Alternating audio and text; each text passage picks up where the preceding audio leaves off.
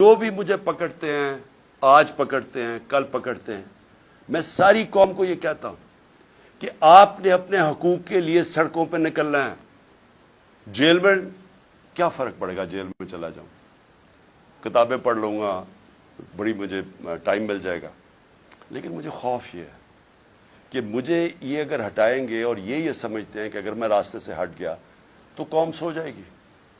ان کا یہ خیال ہے کہ اگر عمران خان کو ہٹا دیا جائے تو نہ یہ کیمپین کر سکے، کچھ کرے گا تو تحریک انصاف بھی آہستہ آہستہ ختم ہو جائے گی، اور یہ جو لوگ ہیں انہوں نے تو پھر سے قبول کر لینا جو بھی ہو۔ تو اس کے اوپر میری جان بھی خطرے میں ہے اور یہ مجھے جیل میں ڈالنا چاہتے ہیں۔ آپ کو میں صرف یہ کہنا چاہتا ہوں کہ آپ نے یہ فیصلہ کر لینا ہے کہ عمران خان ہو یا نہ ہو، آپ نے اپنی حقیقی آزادی کی جنگ لڑتے رہنا ہے۔ یہ جہاد ہے آپ کے لیے اور اسی میں آپ کا مستقبل ہے۔ اگر یہ ہم کامیاب ہو جاتے ہیں اس ٹائم پہ، یہ ملک بدل جائے گا۔ جو میں نیا پاکستان کی بات کرتا ہوں، وہ نیا پاکستان آ جائے گا آپ کا، اس راستے پہ ہم نکل جائیں گے۔ لیکن ظلم کے نظام پہ کبھی بھی کوئی معاشرہ اوپر نہیں جا سکتا۔ کفر کا نظام چل جائے گا، ظلم کا نظام نہیں چل سکتا، حضرت علی کا قول ہے۔ یہ نظام کبھی بھی نہیں چلے گا، اور آپ کے سامنے جدھر ہم گر چکے ہیں، آپ کو پتہ ہے کہ کیوں ہے، کہ جب آپ ان چوروں کو این آر او دے دیں اور بیچارہ غریب آدمی جیلوں میں رہے تو اس قوم کی تو کوئی مستقبل نہیں ہے۔ اس لیے جو بھی مجھے پکڑتے ہیں، آج پکڑتے ہیں، کل پکڑتے ہیں، میں ساری قوم کو یہ کہتا ہوں کہ آپ نے اپنے حقوق کے لیے سڑکوں پہ نکلنا ہے۔ جانوروں اور بھیڑ بکریوں میں یہ فرق ہوتا ہے، بھیڑ بکریاں سارے ظلم سہ جاتی ہیں، انسان کا بڑا مقصد ہوتا ہے، وہ ظلم کا مقابلہ کرتا ہے، وہ جہاد کرتا ہے اور وہ ایک معاشرے کو زندہ کر دیتا ہے۔ حضرت امام حسین کی جو شہادت تھی، وہ ساری دنیا کے لیے، مسلمانوں کے لیے ایک چیز سامنے آ گئی کہ جو رائے حق ہے اس کے لیے اگر آپ کی جان بھی چلی جائے، آپ اپنے معاشرے کو زندہ کر دیتے ہیں۔ جس طرح علامہ اقبال نے کہا کہ وہ کربلا کی سوچ سے سارا وقت مسلمان ریولوشنری سپرٹ میں رہتا ہے، اپنے آپ کو پھر سے کھڑا کرتا ہے کہ میں نے رائے حق پہ کھڑا ہونا ہے۔ یہ سیدھی سیدھی جنگ ہے چوروں کی اور رائے حق کی، اور اس کے لیے میں پھر سے قوم کو اپیل کرتا ہوں، میں ہوں یا نہ ہوں، آپ نے اس جنگ، اس جہاد سے ہٹنا نہیں ہے، کیونکہ اگر آپ ہٹ گئے تو یہ سارا پاکستان کا مطلب ختم ہو گیا۔ پھر یہ بہت بڑا دھوکہ تھا پاکستان۔ یہ وہ لوگ ہیں جو ٹیلی فون کر کے تو فیصلے کرواتے ہیں ججز سے، یہ وہ لوگ ہیں جنہوں نے ڈنڈے سے اٹیک کر کے سپریم کورٹ کو ایک ایماندار، دیانتدار چیف جسٹس کو انہوں نے فارغ کروایا اور پھر رشوت چلائی، باقی ججز خریدے۔ میں سپریم کورٹ کو آج اپنے سارے ججز کو صرف ریکویسٹ کر رہا ہوں کہ آپ نے آئین کے ساتھ کھڑے ہونا ہے اور جمہوریت کے ساتھ کھڑے ہونا ہے، کیونکہ اگر اس وقت جو ان کی کوششیں ہیں، یہ الیکشن نہیں کروانا چاہتے، یہ الیکشن سے کسی نہ کسی طرح نکلیں گے، یہ قتل کروائیں گے لوگوں کو، یہ بڑے ناموں کو قتل کروائیں گے، دھماکے کروائیں گے صرف الیکشن سے نکلنے کے لیے۔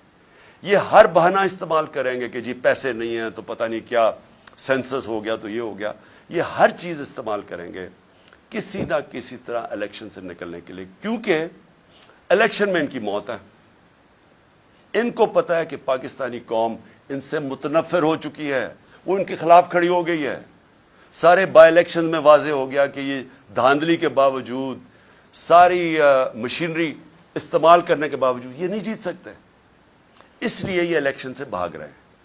اور مجھے خوف یہ ہے کہ یہ کسی نہ کسی طرح یہ مافیا عدلیہ کے اندر پھوٹ ڈال کے، اس کو تقسیم کر کے یہ کوشش کریں گے الیکشن سے نکلنے کے لیے۔ میں اس لیے اپنے سپریم کورٹ کو کہنا چاہتا ہوں کہ اس وقت آپ کی یونٹی کی ضرورت ہے، آپ متحد ہو کے پاکستان کے آئین کے ساتھ کھڑے ہوں۔ 5 کے 5 ججز نے کہا تھا کہ 90 دن میں الیکشنز ہونے چاہیے۔ اب پختونخوا میں دیکھ لیں، گورنر صاحب کہہ رہے ہیں کہ جناب وہ الیکشنز ڈیلے کرنے کے چکر میں ابھی تک انہوں نے اناؤنس نہیں کیا، اور جبکہ سب کو پتا ہے کہ اب ہمارے پاس جو ٹائم تھا الیکشن کروانے کا وہ کم ہوتا جا، آگے ہم آگے نکل گئے۔ 30 اپریل جانا بھی غلط تھا، کیونکہ آئین تو اجازت نہیں دیتا تھا، لیکن کیونکہ انہوں نے جان کے سیبوٹاج کرنے کی کوشش کی، 30 اپریل دینی پڑی، تو یہ اس سے بھی آگے جانے کی کوشش کر رہے ہیں۔ اس لیے میں اپنی عدلیہ کے ساتھ عدلیہ کو صرف قوم کی طرف سے پیغام دینا چاہتا ہوں، قوم آپ کے ساتھ کھڑی ہے۔ قوم وہ اور ہم وہ لوگ ہیں جو صرف اور صرف آپ سے انصاف چاہتے ہیں، آپ سے جو اس ملک کا آئین ہے اس کی دفاع چاہتے ہیں۔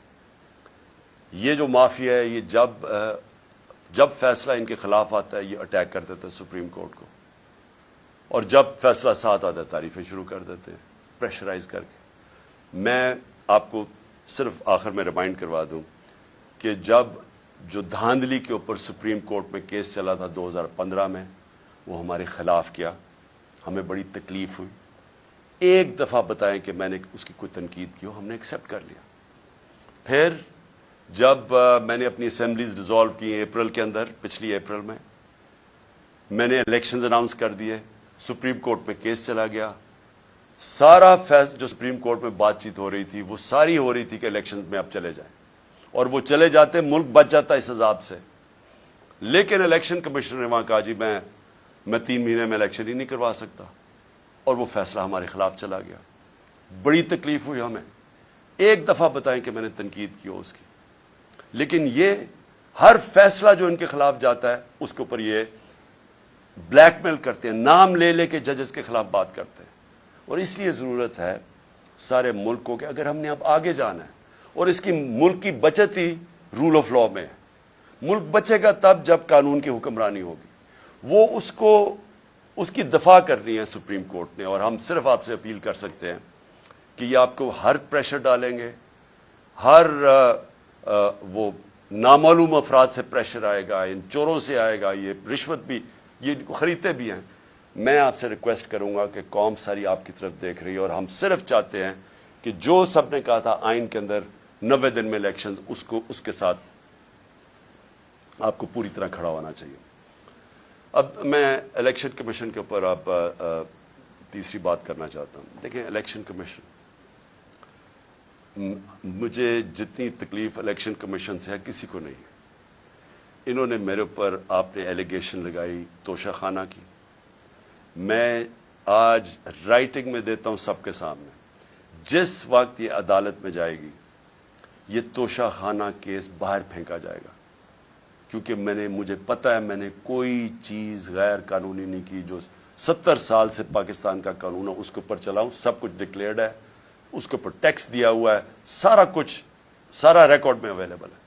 لیکن مجھے پتہ ہے کہ اگر یہ توشہ خانہ کیوں یہ چھپ رہے ہیں، بتا نہیں رہے کہ جی باقی لوگوں کے توشہ خانہ میں کیا ان کی تھی، جس وقت وہ سامنے آئے گا قوم کو پتہ چلے گا کہ توشہ خانہ میں باقی لوگوں نے کیا کیا ہے۔ باقی حکم جو پرائم منسٹرز تھے، جو پریزیڈنٹس تھے، جو آرمی چیفز تھے، یہ کیا کرتے رہے توشہ خانہ کی گفٹ سے۔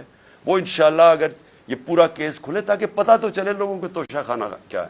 تو مجھے بڑی تکلیف ہے کہ میرے اوپر انہوں نے، کردار کے اوپر انہوں نے یہ جو اٹھایا ہے الیکشن کمیشن نے، اور پھر فورن فنڈنگ، یہ بھی ہمیں گھسیٹا ہے میڈیا ٹرائل کے تھرو۔ پتہ چلا وہ فورن فنڈنگ ہی نہیں ہے، اب پتہ چلے پروہیبٹ